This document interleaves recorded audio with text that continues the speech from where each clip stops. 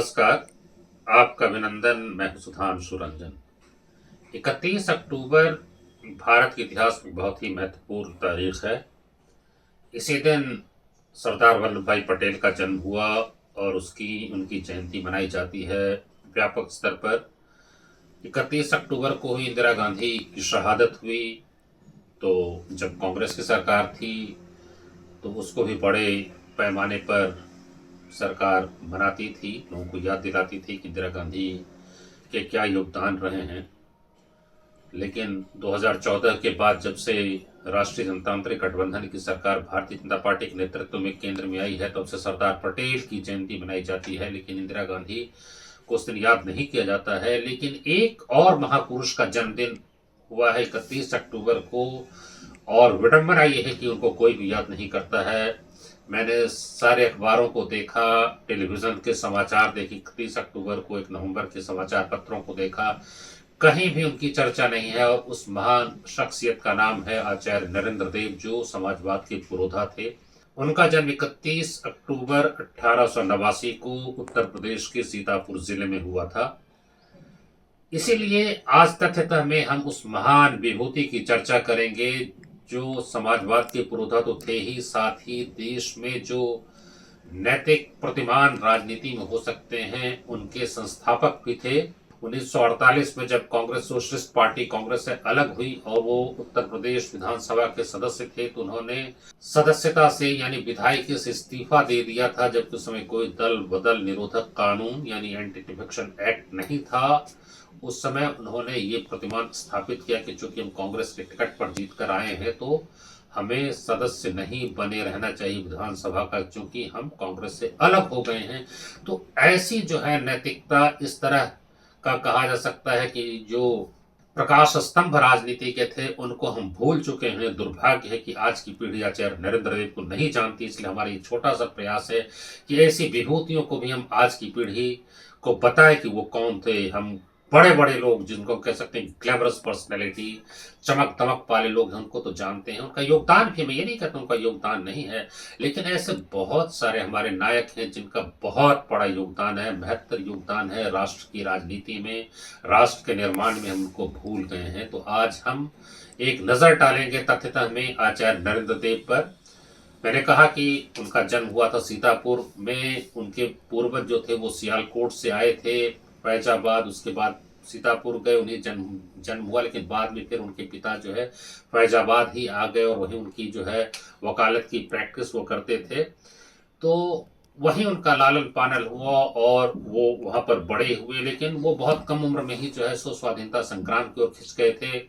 पहले जैसा होता है कम उम्र में विवाह हो जाता था, तो 1904 में उनका विवाह हुआ। लेकिन विवाह के कुछ ही समय बाद उनकी पत्नी का निधन हो गया। तो फिर दूसरा विवाह उनका 1919 में प्रेमो देवी के साथ हुआ। उस समय आम बात थी कि कई विवाह होते थे, क्योंकि पत्नी बचती नहीं थी। महात्मा गांधी के भी 4 विवाह इस कारण से हुए थे, मंगनी हुई थी, पत्नी नहीं बची। तो ऐसे उदाहरण बहुत सारे हैं। तो उनके भी 2 विवाह हुए, चूंकि पहली पत्नी शादी के तुरंत बाद गुजर गई। बचपन में उनको घर पर ही एक मराठी ब्राह्मण रख करके वेद की शिक्षा दी जाती थी, जो सश्वत पाठ कराते थे वेद का। और जब ये 15 वर्ष के थे तो इनको गीता रुद्री कंठस्थ हो गई थी। बिल्कुल पूरी गीता पढ़ सकते थे, पूरी रुद्री पढ़ सकते थे। और साथ ही बहुत सारे ऐसे ग्रंथ हैं, सूर सागर हैं, वेताल पच्चीसी है, सिंहासन बत्तीसी या चंद्रकांता, ऐसे ग्रंथों का उन्होंने अध्ययन किया।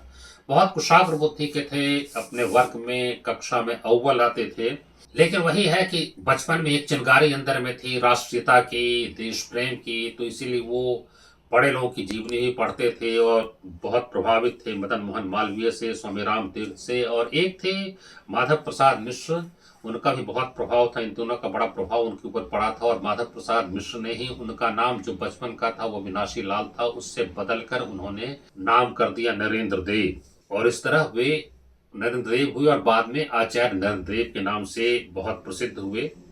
1906 में कोलकाता कांग्रेस हुई, कांग्रेस का अधिवेशन हुआ। उसमें इलाहाबाद के विद्यार्थियों का एक जत्था वहां गया था और उसमें नरेंद्र देव भी शामिल थे।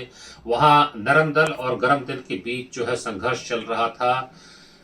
तिलक के प्रभाव में आचार्य नरेंद्र देव जो है उस समय आचार्य नहीं बने थे, लेकिन नरेंद्र देव जो है वो गरम दल के साथ थे। और वहाँ जो है गर्म दल के लोगों के साथ उनका मिलना जुलना होता था और पहला उनका भाषण भी वहीं पर हुआ था। वो नरम दल में केवल एक नेता से प्रभावित थे, वो थे गोपाल कृष्ण गोखले। लेकिन जैसा मैंने कहा कि तिलक का प्रभाव उन पर ज्यादा था, तो इसीलिए उसी में सक्रिय रहते थे। 1915 में उन्होंने वकालत शुरू की फैजाबाद में और बहुत जल्द ही उनकी प्रैक्टिस जो है अच्छी हो गई। लेकिन कुछ दिनों बाद उन्होंने प्रैक्टिस छोड़ भी दी थी, क्योंकि स्वाधीनता संग्राम में वो शामिल हो गए, अनेक बार जेल गए, गांधी जी के संपर्क में आए। तो ये सब बात की बात है। और जैसा मैंने कहा कि जिस तरह के नैतिक मूल्यों को लेकर चल रहे थे, उसमें वकालत करना उनके लिए मुश्किल थी, बहुत वो मुमकिन नहीं रह गया था। और इस सब के बावजूद जो है गरीब छात्रों की मदद करते थे, उनकी स्कूल फीस देते थे और होम्योपैथिक पद्धति से इलाज करते थे गरीब लोगों का, क्योंकि चिकित्सा जो है एलोपैथिक बहुत महंगी है। तो अपने भरसक कोशिश करते थे कि गरीबों का इलाज वो खुद ही कर दें। वो जो थे मूल रूप से बुद्धिवादी थे और मार्क्सवाद से बहुत प्रभावित थे। तो मार्क्सवाद से प्रभावित होकर के तो लोग कम्युनिस्ट ही बनते हैं, तो उस मायने वो कम्युनिस्ट थे। मार्क्सवाद वो शुरू से अंत तक बने रहे। लेकिन यहाँ भारत में जो मार्क्सवादी थे और राष्ट्रीय स्वाधीनता संग्राम में भी भाग लेना चाहते थे, उन्होंने एक रास्ता निकाला था। और इसी क्रम में जो कांग्रेस सोशलिस्ट पार्टी का गठन हुआ, क्योंकि मूल रूप से समाजवादी थे। अब वो हम फिर विचार करेंगे कि ऐसी स्थिति क्यों बनी कि कम्युनिस्ट जो थे वो अलग दल बनाने की जरूरत महसूस कर रहे थे।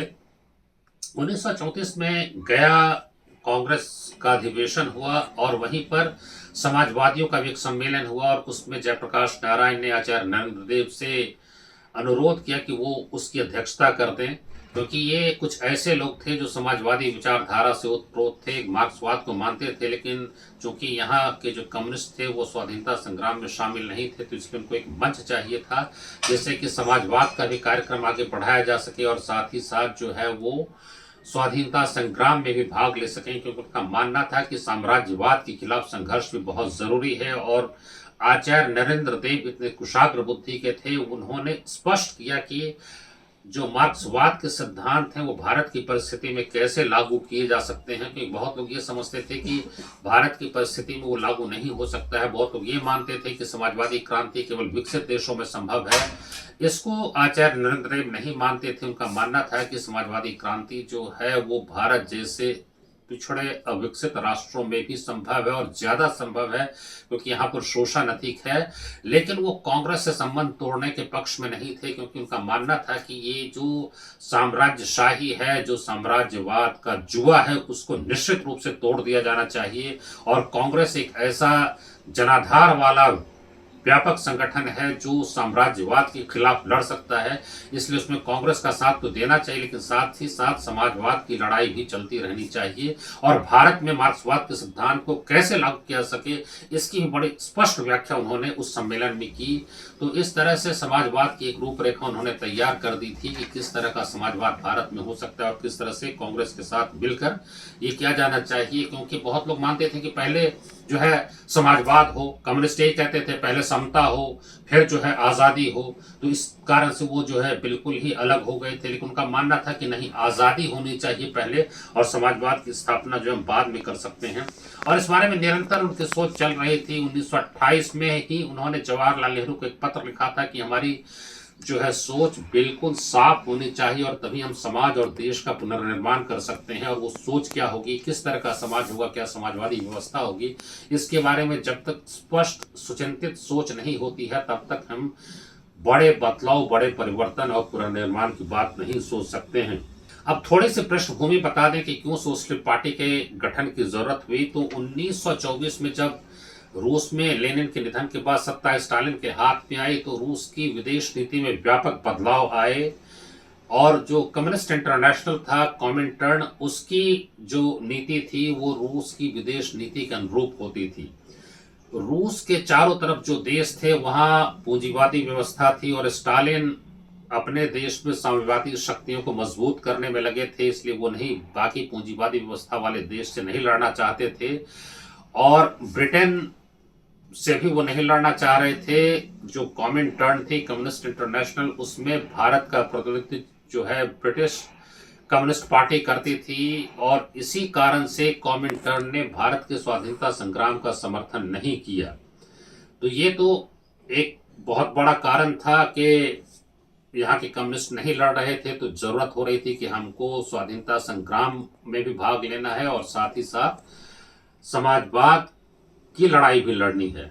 1928 में कम्युनिस्ट इंटरनेशनल के छठे सम्मेलन में जो राष्ट्रवादी और लोकतांत्रिक शक्तियां थी, जो समाजवादी शक्तियां थी, उसको उनको सोशल फैसिस्ट कहा गया।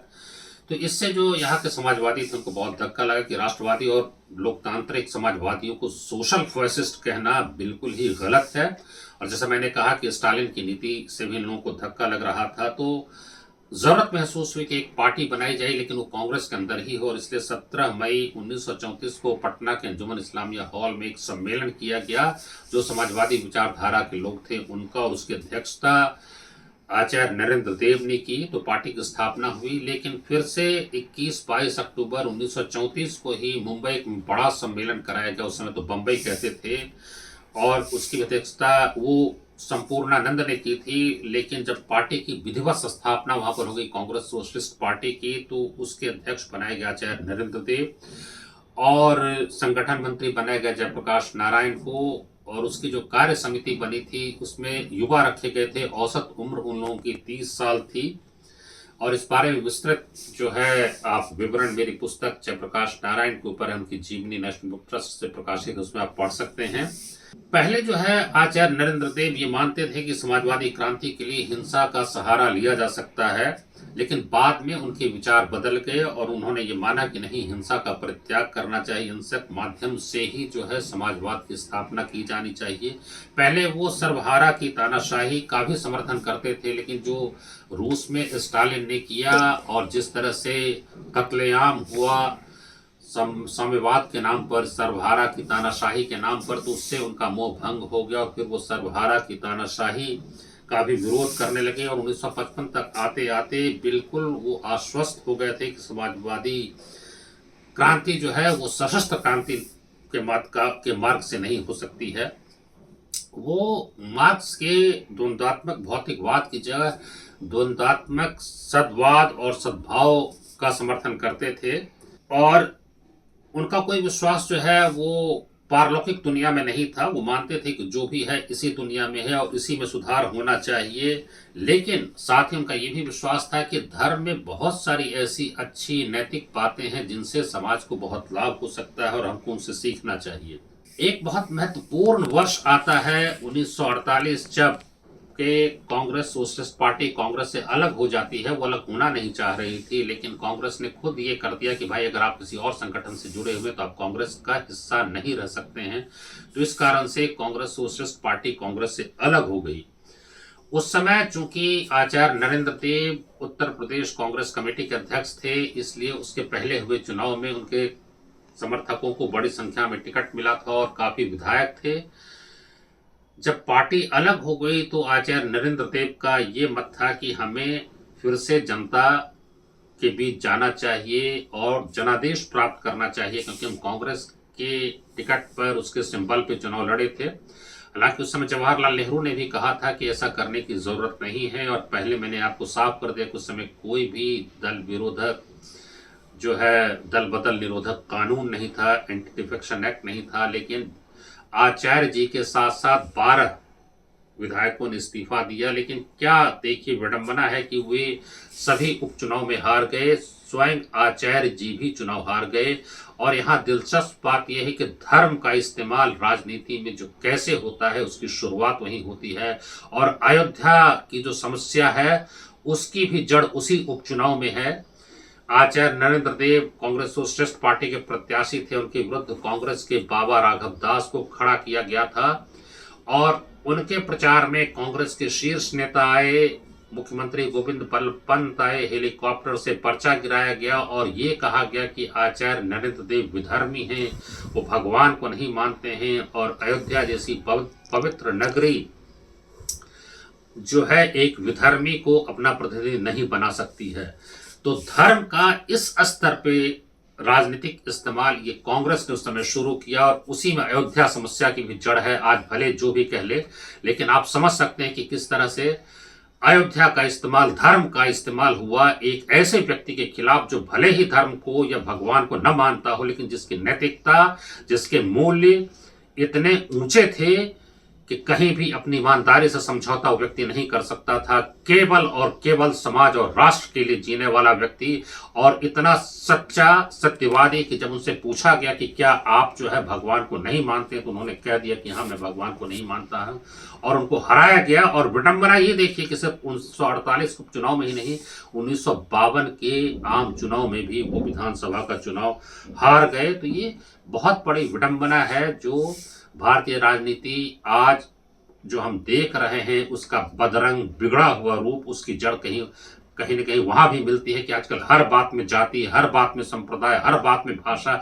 नैतिक मूल्य पता नहीं हमने कहां दफना दिए हैं। हमको सीखने की जरूरत है कि अगर आचार्य नरेंद्र देव जैसा व्यक्ति उस समय चुनाव नहीं हारता तो आज भारत में जो राजनीतिक पतन हो गया है, नेता केवल और केवल झूठ बोलते हैं, जितने भी नीचे गिर सकते हैं गिरते हैं, उनको केवल और केवल पद चाहिए, और उस पद को पाने के लिए कोई भी समझौता हो, हत्या भी करनी पड़े तो वो भी करने से उनको कोई गुरेज नहीं है, कोई परहेज नहीं है। ऐसी स्थिति में आचार्य नरेंद्र देव एक चमकते हुए सितारे हैं, और उनको भूल करके ये देश पाप कर रहा है।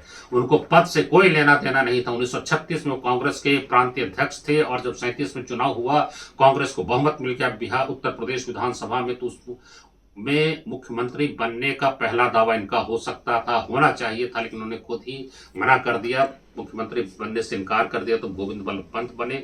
1939 में त्रिपुरी कांग्रेस में सुभाष चंद्र बोस फिर से कांग्रेस के प्रत्याशी हुए थे अध्यक्ष के लिए, और दूसरे प्रत्याशी गांधी जी के समर्थन से पट्टा भी सीतारमैया बने। बहुत विवाद हुआ, उसके बारे में आपको पता हो, उस विवाद के बारे में जाने की जरूरत नहीं है। अंत में सुभाष चंद्र बोस को इस्तीफा भी देना पड़ा था, हालांकि वो चुनाव जीत गए थे, लेकिन सुभाष चंद्र बोस ने चुनाव के पहले कहा था कि अगर आचार्य नरेंद्र देव अध्यक्ष बन जाए, हमारी जगह वो प्रत्याशी बने, तो मैं अपना नाम वापस ले लूंगा। ऐसा उनका इकबाल था, ऐसी उनकी ईमानदारी, उनकी शख्सियत थी कि इतने बड़े बड़े नेता भी उनसे बहुत प्रभावित थे। तो कहने का मतलब ये है कि कभी आचार्य नरेंद्र देव पद के पीछे नहीं दौड़े। जो 3 प्रकाश स्तंभ माने जाते हैं समाजवाद के, आचार्य नरेंद्र देव, जयप्रकाश नारायण और डॉक्टर राम मनोहर लोहिया, उनमें भी शायद सबसे ऊंचा स्थान उन्हीं को मिले। अब ये तो खैर व्यक्तिगत मूल्यांकन की बात है, लेकिन इतना तय है कि आचार्य नरेंद्र देव जैसा व्यक्ति राजनीति में विरल है, उस समय विरल था। और सिर्फ उन्होंने राजनीति में ही योगदान नहीं किया, बल्कि एक शिक्षाविद के रूप में उन्होंने बहुत काम किया। लखनऊ विश्वविद्यालय के कुलपति के रूप में, बनारस हिंदू विश्वविद्यालय के कुलपति के रूप में, और स्वयं तत्कालीन प्रधानमंत्री जवाहरलाल नेहरू उन्हें गए थे अनुरोध करने की आप कुलपति का पद जो है संभाल लीजिए, और उनके अनुरोध पर उन्होंने संभाला था। और शिक्षा में भी उनका योगदान जो है महत्तर है, जिसकी चर्चा फिर कभी करेंगे। तो संक्षेप में यही कहा जा सकता है कि आज की पीढ़ी को आचार्य नरेंद्र देव के बारे में जानना चाहिए, नेताओं को उनसे सीखना चाहिए कि राजनीति में केवल पद ही नहीं होता है, नैतिकता उससे बड़ी होती है। चुनाव हारना और जीतना जितना महत्वपूर्ण है, उससे ज्यादा बड़ी चीज होती है कि आप अपनी नैतिकता को बनाए रखें। अगर आचार्य नरेंद्र देव चुनाव जीत जाते हैं तो इस कारण से उनको याद नहीं करते, वो हार गए फिर भी उनको याद कर रहे हैं, क्योंकि उनकी नैतिकता ऐसी थी। उन्होंने वोट पाने के लिए कुछ भी गलत नहीं किया, उनको हरा दिया गया धर्म का सहारा लेकर के, लेकिन जो जीते आज उनको कोई नहीं जानता है। आचार्य नरेंद्र देव को सब लोग नमन करते हैं। अगर आपको हमारा ये कार्यक्रम पसंद आया हो तो आप इसको कृपया सब्सक्राइब और शेयर करिए। बहुत धन्यवाद, नमस्कार।